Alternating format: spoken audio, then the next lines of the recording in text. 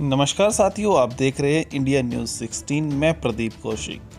साथियों, जिस प्रकार से आप ये तस्वीरें देख रहे हैं, महेंद्रगढ़ में पुलिस द्वारा दीवान कॉलोनी के मुख्य गेट में दीवार बनाकर रास्ता बंद किए जाने के मामले में नाराज कॉलोनी वासियों ने रास्ते के सामने खड़े होकर जमकर की नारेबाजी ली। कॉलोनी का विधायक रावदान सिंह जी ने इस बात को विधानसभा में उठाएंगे।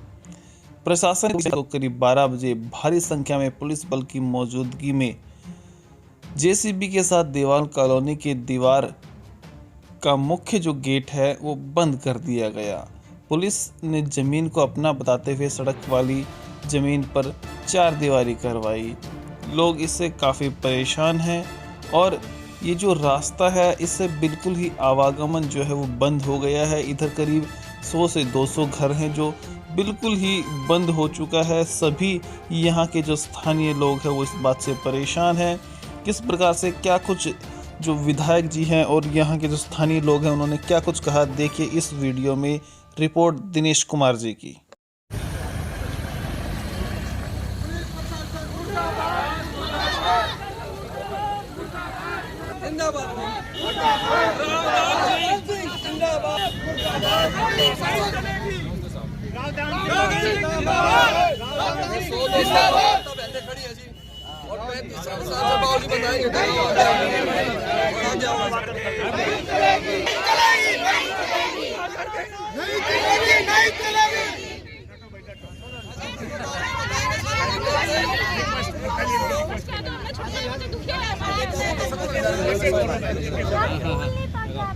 अरे बेटा मैं समझ रहा हूँ तो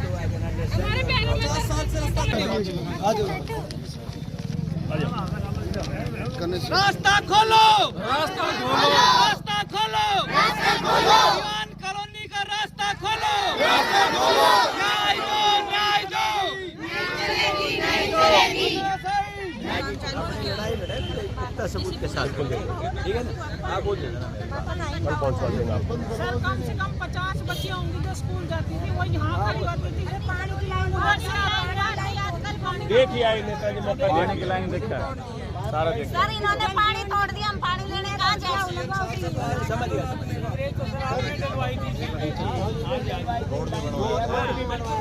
कोई बात नहीं, वो मैं कर लूँगा बात, कोई बात नहीं। एक बार बात क्या सर करवाओ, नियम आपके पास। सबसे पहले दीवान कॉलोनी में जो बासिंदागण हैं 1987 से यहाँ प्रॉपर्टी खरीदी।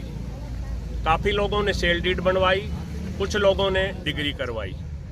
उसके बाद नगर पालिका के स्पेशल प्रस्ताव नंबर 147 के तहत मैचिंग ग्रांट के तहत इसी रास्ते से पुलिस क्वार्टरों से, मेन रेलवे रोड से के पुलिस क्वार्टरों के आगे से मैचिंग ग्रांट में 12,000 रुपये में से 6,000 रुपये दीवान कॉलोनी के बासिंदों ने देके नगर पालिका से लाइन डलवाई।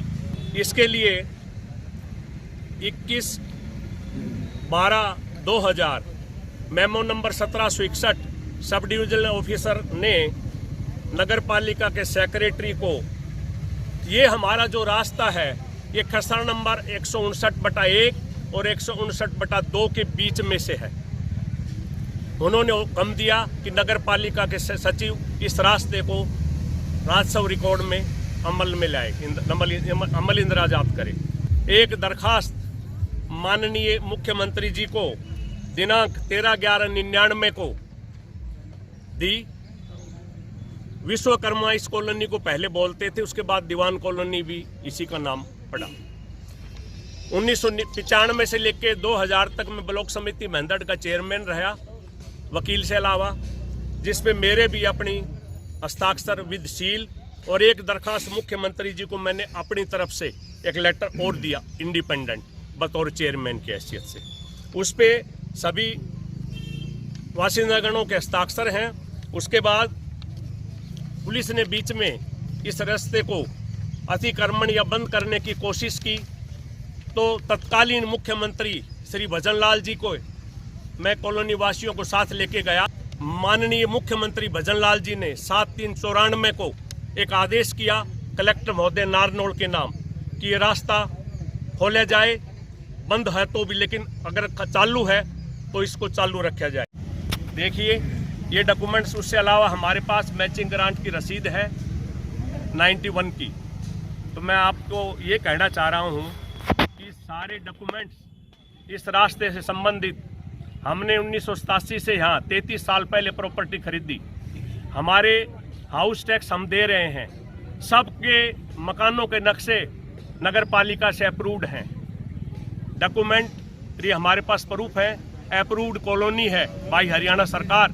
इस रास्ते से के लिए हमने ex minister professor Ramvilas Sharma ji से भी विनती की, उन्होंने हमारी फरियाद माननीय गृह मंत्री, डीजीपी हरियाणा और हाउसिंग कॉरपोरेशन के head ADGP Shri RC Mishra साहब से भी ये रिक्वेस्ट की कि ये कॉलोनी में 100 घर हैं, काफ़ी समझदार पढ़े लिखे लोग रह रहे हैं, 35 साल से रास्ता चालू है।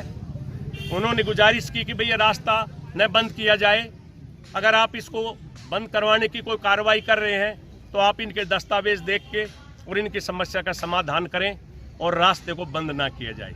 हम पहले हमारे राजनीतिक भाइयों से रिक्वेस्ट करेंगे कि हमारी इस मांग को, और हमारी जायज़ मांग है जिसके दस्तावेज हमारे पास हैं, हमारी कार्रवाई करें, नहीं तो हमें अंत में माननीय उच्च न्यायालय का सहारा लेना पड़ेगा। विधायक महोदय जी हमारी इस मांग को विधानसभा में उठाएं और हमारी मांग को पूरा करवाएं। विधायक जी, भूपेंद्र सिंह हुड्डा जी जो मुख्यमंत्री थे उस समय यहाँ रामचंद्र तायल जो हमारे पार्षद हैं, आज उनकी पुत्र वधु पार्षद है सिटिंग, इनके चाय पीने आए थे, तो यही रोड डांबर का नगर पालिका के बजट से बनाया गया था।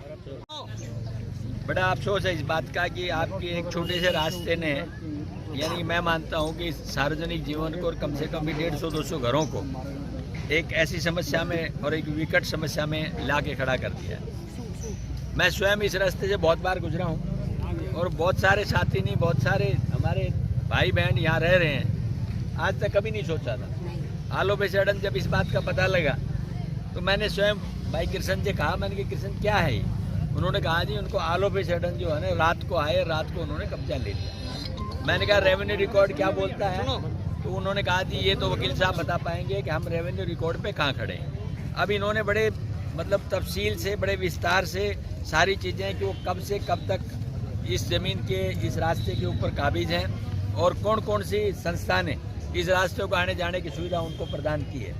लेकिन मैं ये बात कह रहा हूँ कि आपके हक की लड़ाई लड़ने के लिए मुख्यमंत्री से स्वयं बात करूँगा और उनसे ये भी कहूँगा कि आप ये बताइए मेरे को, जब रास्ते के लिए तो अधिकार हमें वैसे भी मिलता है, इतने घर वहाँ पर रह रहे हैं तो हमें रास्ते का अधिकार नहीं है, तो ये तो ज्यादती है। और अगर आपको कुछ करना था तो आप लोगों को नोटिस दिया था कोई? अवगत कराते, अवगत करा के फिर इस पर एक्शन लेते, तब तो मैं बात समझता था। लेकिन ये जो बात आप बता रहे हैं ये तो बाकायदा में एक ज्यादती वाली बात है। मैं स्वयं इस बारे में बात करूँगा, कोई बात नहीं, आप थोड़ा सा धैर्य रखें। और जो आपने कही आपकी जायज मांग है और मैं आपकी मांग के साथ, ये विधानसभा का स्तर भी आ रहा है तो उसके अंदर मैं स्वयं बात करूँगा कि भाई ये इतनी बड़ी समस्या है जिसको आपने बना के खड़ा कर दिया है। आप देख रहे हैं इंडिया न्यूज़ 16, जहां जाए सच के साथ।